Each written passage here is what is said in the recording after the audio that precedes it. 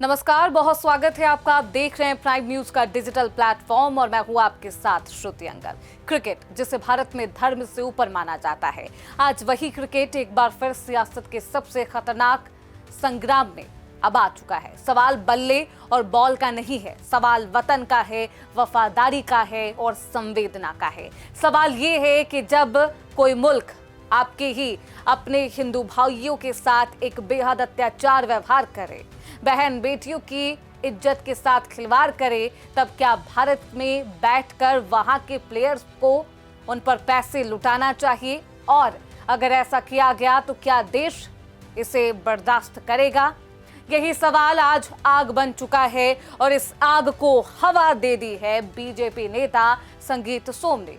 BJP नेता संगीत सोम और कथावाचक देवकीनंदन ठाकुर के बयान सीधे हैं, तीखे हैं, तल्ख हैं, विवाद की लकीर को पार करते हैं। मेरठ में आयोजित अटल स्मृति सम्मेलन और मतदाता गहन पुनरीक्षण कार्यशाला के मंच पर भारतीय जनता पार्टी के नेता संगीत सोम, जो हमेशा ही विवादों में रहे, उन्होंने एक बार फिर से सियासी तापमान को चरम पर पहुंचा दिया। संगीत सोम ने कहा कि बांग्लादेश में हिंदुओं का कत्लेआम हो रहा है, बहन बेटियों के साथ सरेआम बलात्कार किए जा रहे, भारत के खिलाफ आक्रोशित बयानबाजी दी जा रही है, प्रधानमंत्री मोदी को गालियां दी जा रही है, भारत के खिलाफ अभद्र भाषा का प्रयोग होता है, हिंदुओं के साथ अत्याचार हो रहा है। लेकिन भारत में बैठे कुछ लोग बांग्लादेशी क्रिकेटरों को खरीद रहे। उन्होंने सीधे नाम ले लिया शाहरुख खान का। जी हां, किंग खान। संगीत सोम ने शाहरुख खान को गद्दार तक कह दिया। उन्होंने कहा कि देश के गद्दार हैं शाहरुख खान। उन्होंने कहा कि शाहरुख खान ने बांग्लादेशी क्रिकेटर मुस्तफिजुर रहमान को 9.5 करोड़ रुपए में खरीदा है। देश इसे बर्दाश्त नहीं करेगा।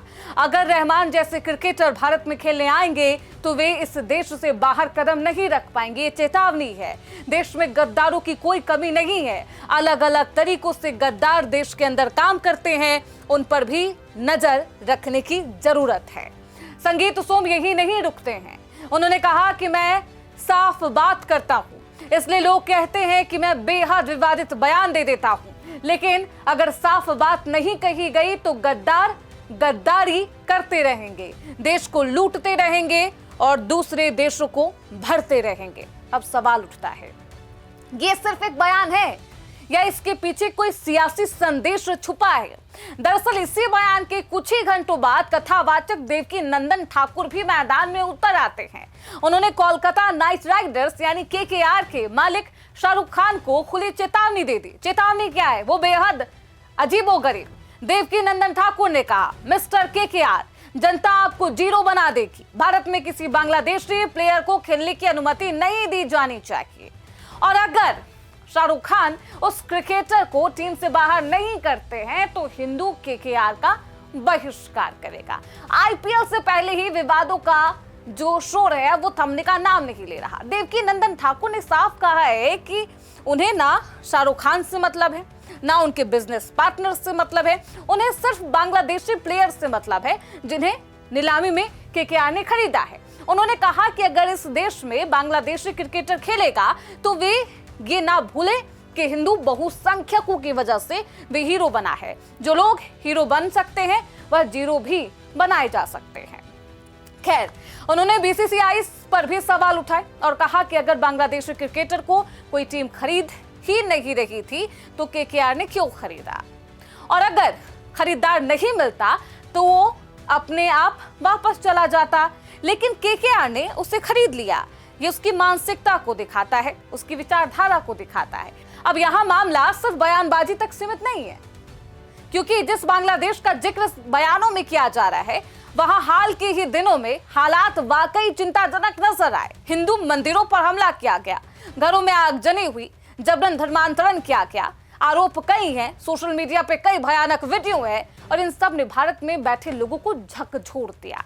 इतना ही नहीं, हाल ही में बांग्लादेश में एक हिंदू युवक दीपू चंद्र दास की मॉब लीचिंग का मामला भी सामने आता है। दीपू चंद्र दास, जिसे मॉब ने बेरहमी से, निर्मम तरीके से, नृशंस तरीके से उसे मौत के घाट उतारा, उसकी जीवन लीला को समाप्त कर दिया, हैवानियत दिखाई उसके साथ। क्या कसूर था कि वो सिर्फ हिंदू था? इस घटना ने पूरे इलाके को दहशत में तब्दील कर दिया और दहशत है अल्पसंख्यकों में। यही वजह है कि जब बांग्लादेशी क्रिकेटर मुस्तफिजुर रहमान आईपीएल में नीलामी में चुना जाता है, केकेआर पार्टी उसे चुनती है, तो सभी का गुस्सा 7वें आसमान पर पहुंच गया। सवाल ये भी उठ रहा है कि जब पाकिस्तान का कोई क्रिकेटर भारत में नहीं खेल सकता तो बांग्लादेश का कोई भी प्लेयर कैसे खेल सकता है।